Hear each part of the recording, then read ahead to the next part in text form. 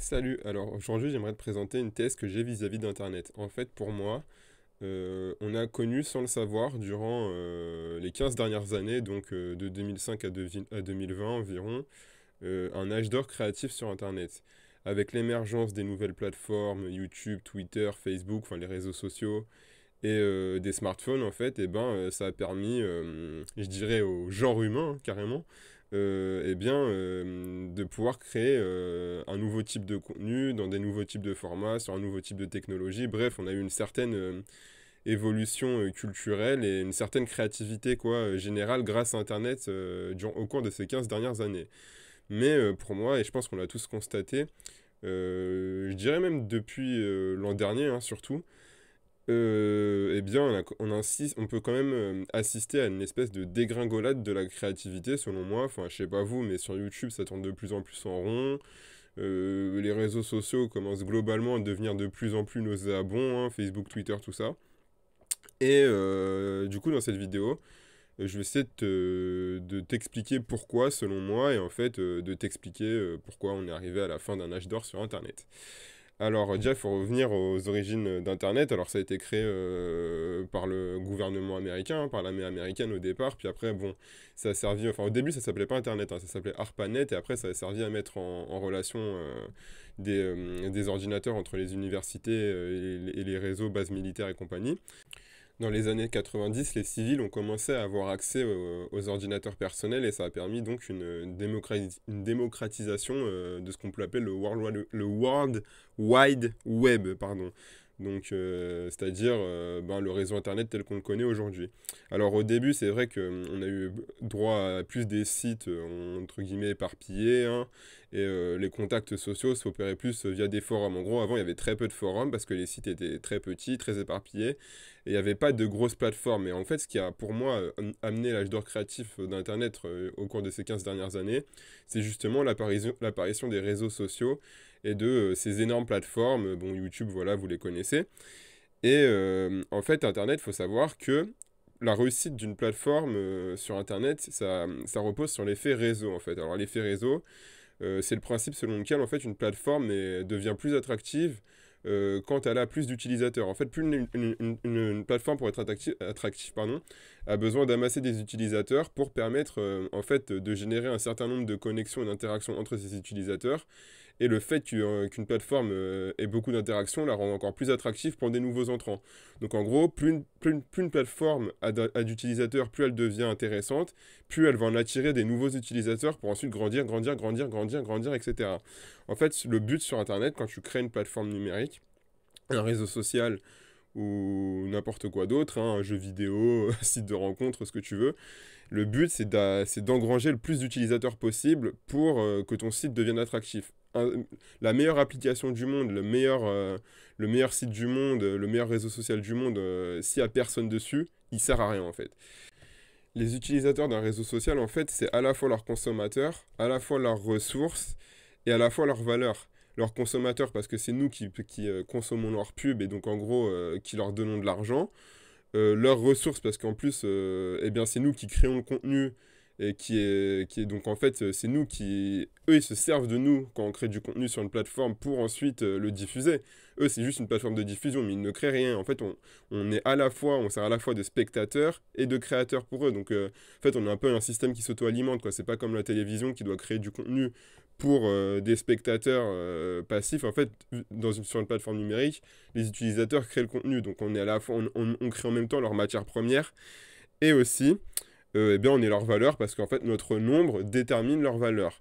Donc en fait, ce qu'il faut comprendre, c'est que du coup, durant ces dernières années, tous les réseaux sociaux ont essayé de grandir le plus vite possible et d'avoir un maximum d'utilisateurs pour éliminer la concurrence. Parce que comme je vous ai dit, une plateforme en fait, une plateforme a besoin d'avoir un seuil critique d'utilisateurs pour pouvoir être attractif. Et en fait, donc, à partir de ce moment-là, une fois qu'elle devient attractive, et ben, les concurrents sont éliminés de fait parce que du coup, eux, ils auront du mal à accumuler assez d'utilisateurs pour devenir intéressants. Donc en fait, durant ces 10 années, eh bien, les réseaux sociaux ont cherché à engranger un maximum d'utilisateurs divers et variés et donc à avoir le plus de contenu possible pour attirer le plus de gens. Donc en fait, ça, d'un côté, l'effet nouveauté de ces médias plus le besoin de croissance, ça conduit en fait à une innovation permanente de la part des utilisateurs et des plateformes en fait pour attirer de nouveaux utilisateurs et pour mettre en avant du nouveau contenu. Et donc du coup, eh bien, au cours de ces 10 années, ben, Facebook, Twitter, YouTube, ben, voilà quoi, ils ont eu l'occasion d'installer une certaine suprématie en engrangeant en engrangeant un grand nombre d'utilisateurs. Et pour moi, leur taille aujourd'hui, elle est devenue si importante que ça sera difficile de voir eh bien, d'autres plateformes les concurrencer. Alors, bon, on a eu une exception au niveau de TikTok, hein, parce que TikTok, faut savoir que c'est un réseau social chinois. Et en fait, la petite triche, le petit hack, en fait, c'est que eh bien, le marché intérieur chinois, vu qu'il est protégé de l'extérieur et qu'il n'y a pas toutes ces merdes, genre Facebook, etc., eh bien, ils peuvent développer leurs propres réseaux sociaux et en fait atteindre une masse critique d'utilisateurs qui ensuite, voilà quoi, leur réseau social est déjà développé et ensuite après, il n'y a plus qu'essayer à l'export quoi. Il n'y a pas de problème de développement. Si aujourd'hui on essayait de lancer, je sais pas, le Facebook français, ça fonctionnerait pas, le Twitter français, ça fonctionnerait pas. Parce que personne voudrait aller dessus tout simplement.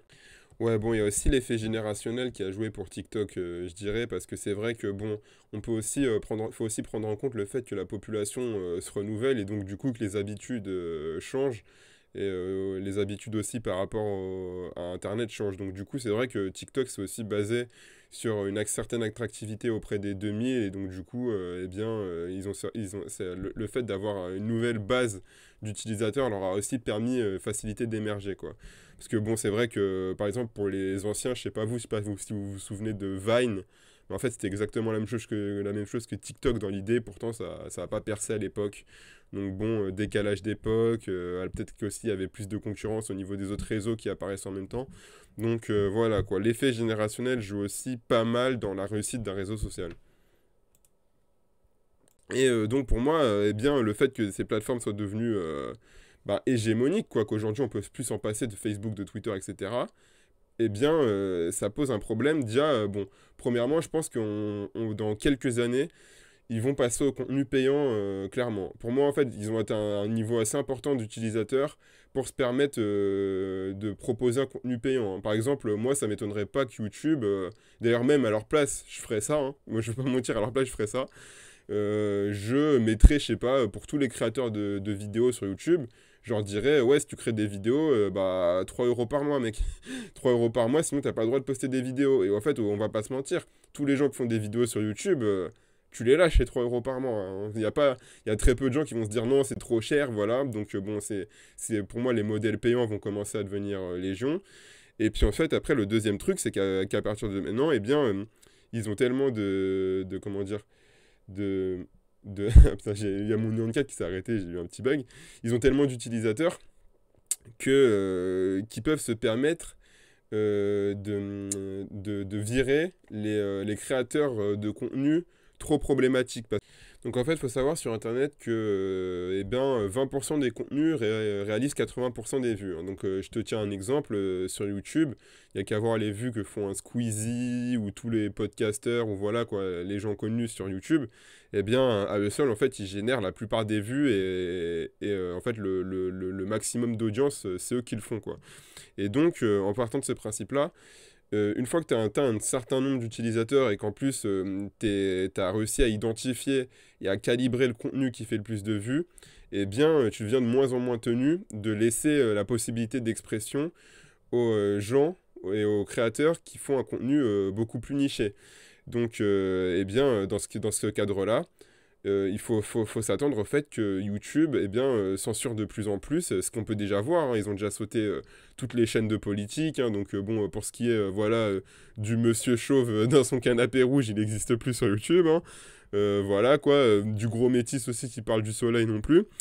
Et bon, et ainsi de suite, quoi. Je veux dire, dès que tu as un contenu aujourd'hui, en fait, le contenu subversif, ils sont plus tenus de l'avoir parce ils ont déjà acquis l'audience.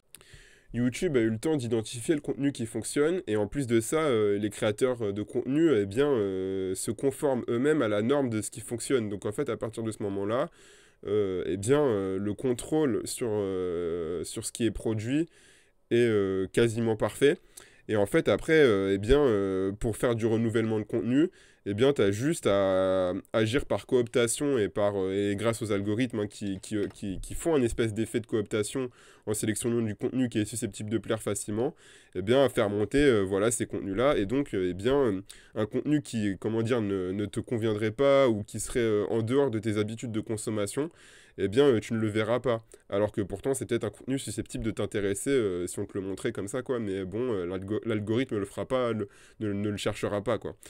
Ils en auront jamais rien à foutre qu'une minorité de gens soient pas satisfaits parce qu'il y a de moins en moins de contenu intéressant sur YouTube. Tant que la masse consomme le mainstream et que la masse est de plus en plus large, les minorités qui veulent du contenu subversif ou politique ou je sais pas quoi, ils ont juste à aller se faire enculer.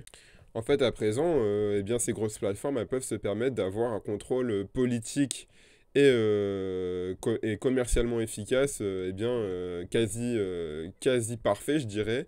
Et eh bien, ils peuvent se permettre de virer les grosses têtes qui leur fait chier. Là, je vous ai cité des gens qui faisaient de la politique, mais même en dehors de ça, bon, on a vu que Trump s'était fait sauter son compte sur Twitter. Déjà, rien que ça, c'est un scandale quand même.